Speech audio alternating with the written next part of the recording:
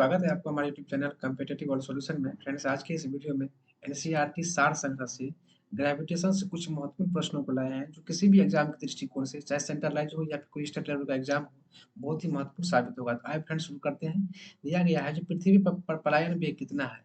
पृथ्वी पर पलायन वेग कितना है, तो पृथ्वी पर पलायन वेग होता है 11.2 किलोमीटर प्रति सेकंड। ध्यान देंगे, जो पृथ्वी पर पलायन वेग कितना होता है, तो पृथ्वी पर पलायन वेग 11.2 किलोमीटर प्रति सेकंड होता है।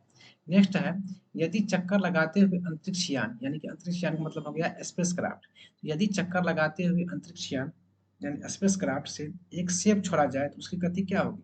तो अंतरिक्ष यान के साथ साथ उसकी गति जो है वो गतिमान हो जाएगा। ठीक है, अंतरिक्ष यान के साथ साथ उस गति से क्या हो जाएगा, वो गतिमान हो जाएगा। क्या, तो सेब। यदि चक्कर लगाते हुए अंतरिक्ष यान से एक सेब छोड़ा जाए तो उसकी गति क्या होगी, तो अंतरिक्ष यान के साथ साथ उस गति से क्या होगा, गतिमान होगा। नेक्स्ट क्वेश्चन है, अंतरिक्ष यात्री निर्वात में सीधे खड़े क्यों नहीं रह सकते हैं। यानी कोई भी अंतरिक्ष यात्री जो है वो निर्वात में यानी कि वैक्यूम में, जिसे हम शून्य कहते हैं, तो अंतरिक्ष यात्री निर्वात में सीधे खड़े क्यों नहीं रह सकते, तो क्योंकि वहां पर गुरुत्वाकर्षण नहीं रहता। यानी कि यहाँ दिया गया आंसर में गुरुत्वाकर्षण की अनुपस्थिति के कारण। ठीक है, गुरुत्वाकर्षण की अनुपस्थिति के कारण जो है अंतरिक्ष यात्री निर्वात में सीधे खड़े नहीं रह पाते हैं। नेक्स्ट क्वेश्चन है, कि पृथ्वी के चारों ओर परिक्रमा कर रहा है कृत्रिम उपग्रह। कृत्रिम उपग्रह का मतलब हो गया सैटेलाइट, यानी कि मानव द्वारा बनाया गया उपग्रह को क्या कहते हैं, वो कृत्रिम उपग्रह कहते हैं। ठीक है, और यहाँ दिया गया प्रश्न में, जो पृथ्वी के चारों ओर परिक्रमा कर रहा है कृत्रिम कृत्रिम उपग्रह यानी कि आर्टिफिशियल सैटेलाइट, गुरुत्वाकर्षण के विरुद्ध अपकेंद्रीय बल के प्रभाव के कारण नहीं गिरता है। ध्यान देंगे, जो क्यों नहीं गिरता है भाई, तो गुरुत्वाकर्षण के विरुद्ध अपकेंद्रीय बल के कारण, बल के कारण, तो अपकेंद्रीय बल के प्रभाव के कारण जो है वह नहीं गिरता है। नेक्स्ट क्वेश्चन है, एक उपग्रह यानी जिसे इंग्लिश में जियो सैटेलाइट कहते हैं, तो एक उपग्रह जो है किस बल के प्रभाव से अपने कक्ष में निरंतर गति करता है। तो एक सैटेलाइट जो है वो अपकेंद्रीय बल के कारण, किसके कारण, तो अपकेंद्रीय बल के कारण जो है वो अपने कक्षा में निरंतर गति करता रहता है। ध्यान देंगे, जो कोई भी उपग्रह जो होता है यानी कि जियो सैटेलाइट, वो किस बल के प्रभाव से अपनी कक्षा में निरंतर गति करता है, तो अपकेंद्रीय बल के कारण जो है वो कक्षा में निरंतर गति करता है। नेक्स्ट क्वेश्चन है, लिफ्ट में बैठे हुए व्यक्ति का भार कब सर्वाधिक महसूस होता है। ठीक है, ध्यान देंगे, तो लिफ्ट में कोई व्यक्ति बैठा हुआ है, लिफ्ट में कोई व्यक्ति बैठा हुआ है, तो उसके भार में कब सर्वाधिक यानी अधिक, सर्वाधिक मतलब यहाँ पे हो गया फ्रेंड्स जो अधिक, तो लिफ्ट में बैठे हुए व्यक्ति का भार कब अधिक महसूस होता है। सर्वाधिक मतलब यहाँ पे हो गया अधिक महसूस होता है। तो अधिक महसूस तभी होगा जब लिफ्ट जो है तुरंत गति से क्या होगा, ऊपर जा रही हो। तो तुरंत गति के साथ ऊपर जा रही हो तभी क्या होगा, उसको सर्वाधिक महसूस हो रहा होगा। तो क्या, तो भार। तो ध्यान देंगे, जब लिफ्ट में बैठे हुए व्यक्ति का भार कब सर्वाधिक महसूस होता है, तो जब लिफ्ट त्वरित गति से क्या हो, ऊपर जा रही हो, तब उसका भार जो है सर्वाधिक महसूस होता है। नेक्स्ट क्वेश्चन है, भू तुल्यकालिक उपग्रह के परिक्रमण की अवधि कितनी होती है। भू तुल्यकालिक उपग्रह के परिक्रमण की अवधि कितनी होती है, तो 24 घंटे होते हैं। ध्यान देंगे, जो भू तुल्यकालिक उपग्रह के परिक्रमण की अवधि जो होती है वो कितने घंटे की होती है, तो 24 घंटे की होती है। नेक्स्ट क्वेश्चन है, यदि पृथ्वी और सूर्य के बीच की दूरी दोगुनी होती, यदि पृथ्वी और सूर्य के मध्य यानी कि बीच, मध्य का मतलब हो गया यहाँ पर बीच, यदि पृथ्वी और सूर्य के बीच की दूरी दोगुनी होती तो सूर्य द्वारा पृथ्वी पर गुरुत्वाकर्षण बल क्या होता, तो 1/4 होता। क्या होता, 1/4। फिर एक बार क्वेश्चन रिपीट कर देते हैं, यदि पृथ्वी और सूर्य के बीच की दूरी दोगुनी होती तो सूर्य द्वारा यानी सूर्य के द्वारा पृथ्वी पर गुरुत्वाकर्षण बल क्या होता, तो वर्तमान का कितना होता है, 1/4 भाग होता है। ध्यान देंगे, लोलक की समयावधि किस पर निर्भर करती है। लोलक की जो समयावधि होता है वो किस पर निर्भर करती है, लोलक की समयावधि किस पर निर्भर करती है, तो लोलक की समयावधि लोलक की लंबाई पर निर्भर करती है। किस पर निर्भर करती है, लोलक की लंबाई पर निर्भर करती है। लोलक की समयावधि किस पर निर्भर करती है, तो लोलक की समयावधि जो है वह लोलक की लंबाई पर निर्भर करती है। नेक्स्ट क्वेश्चन आपका हो गया, पृथ्वी का गुरुत्वाकर्षण बल यदि अचानक लुप्त हो जाए, यानी कि कहने का यह मतलब दिया गया है, जो पृथ्वी का जो ग्रेविटेशन बल जो है वो अचानक लुप्त हो जाए तो उसका परिणाम क्या होगा, उसका परिणाम क्या होगा, तो पृथ्वी पर स्थित वस्तु का भार क्या हो जाएगा, शून्य हो जाएगा। यानी कि ग्रेविटेशन बल जब भी गायब हो जाएगा यानी कि लुप्त हो जाएगा, तो भार क्या हो जाएगा, शून्य हो जाएगा, और द्रव्यमान क्या हो जाएगा, अपरिवर्तित रहेगा। यानी द्रव्यमान में कोई भी चेंज नहीं होगा। ध्यान देंगे इस बात को, भार शून्य हो जाएगा और द्रव्यमान अपरिवर्तित रहेगा। तो भार शून्य और द्रव्यमान अपरिवर्तित कब रहेगा, जब पृथ्वी पर जो है ग्रेविटेशन बल जो है गायब हो जाएगा, यानी कि लुप्त हो जाएगा। नेक्स्ट क्वेश्चन आपका हो गया, चंद्रमा की सतह पर पलायन वेग जो होता है पृथ्वी की सतह की अपेक्षा कम होता है, क्यों? एक क्वेश्चन यहाँ भी बन रहा है फ्रेंड्स। जो चंद्रमा की सतह पर पलायन वेग पृथ्वी की सतह की अपेक्षा क्या होता है? कम होता है। इस बात पर ध्यान दें, क्वेश्चन यहाँ भी बने, यानी कि क्वेश्चन में आंसर छिपा रहता है, आंसर से जो है क्वेश्चन का निर्माण होता है। इस बात पर भी ध्यान देना है। जो चंद्रमा की सतह पर पलायन वेग पृथ्वी की सतह की अपेक्षा क्या होता है? कम होता है। यानी कि चंद्रमा का पलायन वेग जो होता है वो कम होता है, किसकी अपेक्षा? तो पृथ्वी की सतह की अपेक्षा। ठीक है, क्योंकि चंद्रमा की त्रिज्या जो है पृथ्वी की त्रिज्या से कम है। यानी कि चंद्रमा का जो रेडियस होता है, रेडियस त्रिज्या जो होता है, वह पृथ्वी की त्रिज्या किस क्या है? कम है, जिसके कारण जो वहाँ पलायन वेग भी क्या है? कम होता है। नेक्स्ट क्वेश्चन है, भारहीनता की स्थिति किस कारण होती है? भारहीनता की स्थिति किस कारण होती है? तो भारहीनता तभी होगी जब गुरुत्वाकर्षण वहां पर नहीं रहेगा, यानी कि गुरुत्वाकर्षण का मान शून्य होगा। ठीक है, ध्यान देंगे इस बात पर। भारहीनता की स्थिति किस कारण होती है? तो गुरुत्वाकर्षण की शून्य स्थिति के कारण जो है वहां पर भारहीनता होती है।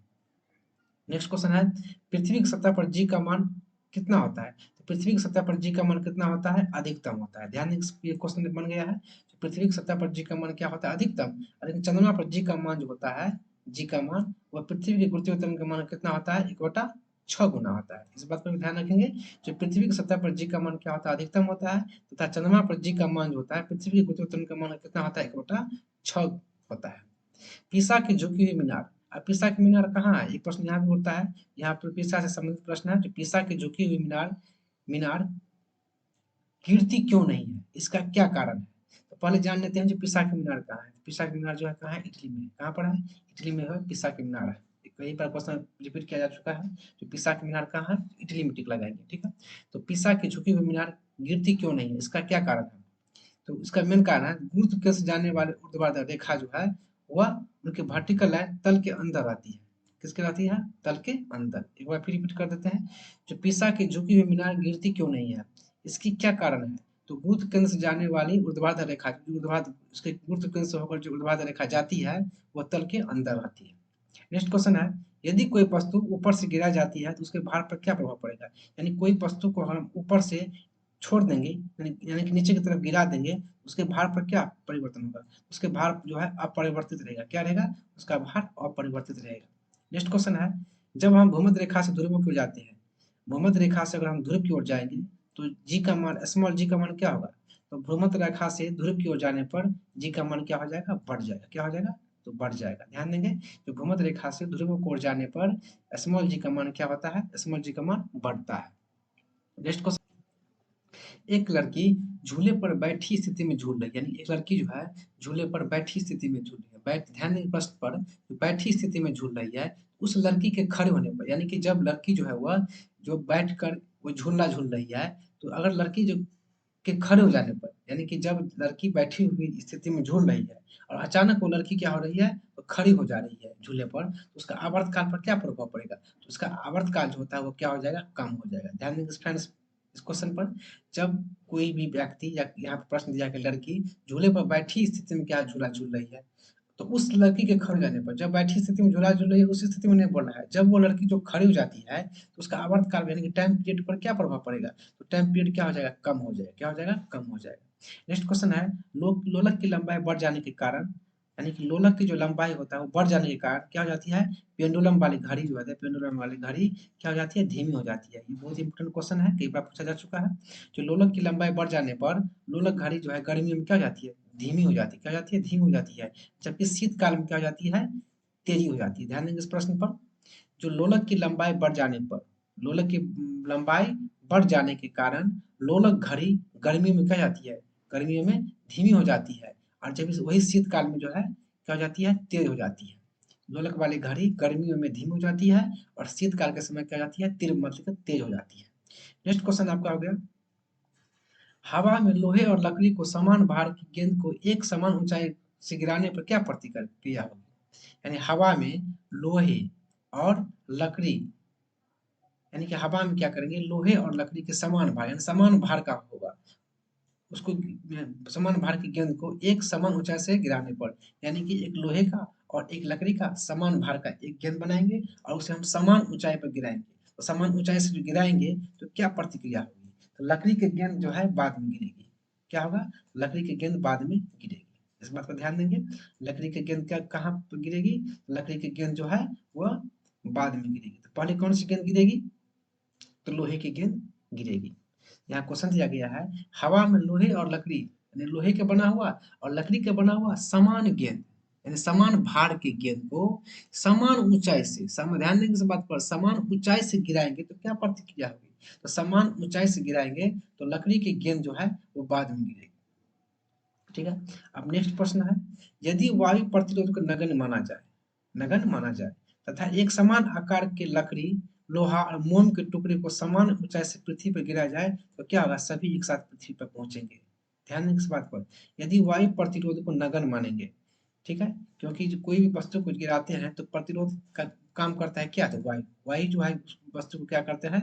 रोकता है। प्रतिरोध मतलब क्या होता है? तो रोकना। ठीक है, ध्यान देंगे, प्रतिरोध का मतलब हो गया कि उसका विरोध करना, उनको रोकना। तो यहाँ प्रश्न दिया गया है, यदि वायु प्रतिरोध को नगण्य यानी कि नहीं माना जाए, ठीक है, नगण्य कर दिया जाए तो एक समान आकार के लकड़ी, लोहा व मोम के टुकड़े को समान ऊंचाई से पृथ्वी पर गिराएंगे तो क्या हो जाएगा? सभी एक साथ पृथ्वी की सतह पर पहुंचेंगे। ठीक है। नेक्स्ट क्वेश्चन है, चक्रीय झूले पर झूलते समय व्यक्ति को बाहर की ओर धक्का क्यों महसूस होता है? चक्रीय झूले पर झूलते समय व्यक्ति को बाहर की ओर धक्का क्यों महसूस होता है? तो बाहर की ओर जब भी प्रश्न आएगा, बाहर की ओर धक्का का अनुभव होता है तो अब केंद्रीय बल में होता है। ठीक है। अब केंद्रीय बल में क्या होता है? केंद्र के विपरीत बल लगता है, यानी कि बाहर की तरफ बल लगता है, केंद्र के विपरीत, इसी कारण जो है धक्का का महसूस होता है। नेक्स्ट क्वेश्चन है, विभिन्न द्रव्यमान वाले दो पत्थर एक साथ किसी इमारत की छत से गिराए जाते हैं तो कौन सा पत्थर जमीन पर पहले पहुंचेगा? ध्यान देंगे, विभिन्न द्रव्यमान, विभिन्न द्रव्यमान बड़ा प्रश्न है, जो विभिन्न द्रव्यमान वाले दो पत्थर को, विभिन्न द्रव्यमान वाले दो पत्थर को एक साथ किसी इमारत की छत से गिराए जाते हैं तो कौन सा पत्थर जमीन पर पहले पहुंचेगा? तो दोनों ही पत्थर जो है एक साथ जमीन पर पहुंचेगा। यहाँ प्रश्न दिया गया है जो विभिन्न द्रव्यमान, इस बात पर ध्यान देना है, जो अगर अलग अलग द्रव्यमान के दो पत्थर जो है एक साथ किसी इमारत की छत से गिराए जाते हैं तो कौन सा पत्थर जमीन पर पहले पहुंचेगा? तो दोनों ही पत्थर एक साथ जमीन पर क्या करेंगे? पहुंचेंगे, विभिन्न द्रव्यमान वाले। नेक्स्ट क्वेश्चन आपका हो गया, गुरुत्वाकर्षण एवं गुरुत्व को उदाहरण, यानी कि आप जो है इस टॉपिक में गुरुत्वाकर्षण और गुरुत्व का कुछ उदाहरण बता रहे हैं। यहाँ दिया गया है कि सूर्य एवं अन्य ग्रहों के गुरुत्वाकर्षण के कारण ही सभी ग्रह लगभग क्या होते हैं? वृत्ताकार। सूर्य एवं अन्य ग्रहों के, सूर्य एवं अन्य ग्रहों के किसके कारण? तो गुरुत्वाकर्षण के कारण ही सभी ग्रह जो है लगभग वृत्ताकार, सभी ग्रह वृत्ताकार अनिश्चित कक्षा में क्या करते हैं? सूर्य की परिक्रमा करते हैं। ध्यान देंगे इस बात पर, जो सूर्य एवं अन्य ग्रहों के गुरुत्वाकर्षण के कारण ही सभी ग्रह लगभग वृत्ताकार, सभी ग्रह क्या होते हैं? वृत्ताकार एवं निश्चित कक्षाओं में क्या करते हैं? सूर्य की परिक्रमा करते हैं। सूर्य एवं अन्य ग्रहों के गुरुत्वाकर्षण के कारण ही सभी ग्रह, सभी ग्रह लगभग क्या करते हैं? तो वृत्ताकार एवं निश्चित कक्षाओं में क्या करते हैं? सूर्य की परिक्रमा करते हैं। किसके कारण? तो गुरुत्वाकर्षण के कारण। ठीक है। नेक्स्ट दिया गया है, पृथ्वी के गुरुत्व एवं चंद्रमा के गुरुत्वाकर्षण के कारण ही चंद्रमा जो है एक निश्चित कक्षा में क्या करते हैं? पृथ्वी की परिक्रमा करते हैं। तो चंद्रमा जो है पृथ्वी की परिक्रमा एक निश्चित कक्षा में किस प्रकार करती है? तो पृथ्वी के गुरुत्व और चंद्रमा के गुरुत्वाकर्षण, ध्यान देंगे, पृथ्वी के गुरुत्व बल और चंद्रमा के गुरुत्वाकर्षण बल के कारण ही चंद्रमा जो है एक निश्चित कक्षा में पृथ्वी की परिक्रमा करता है।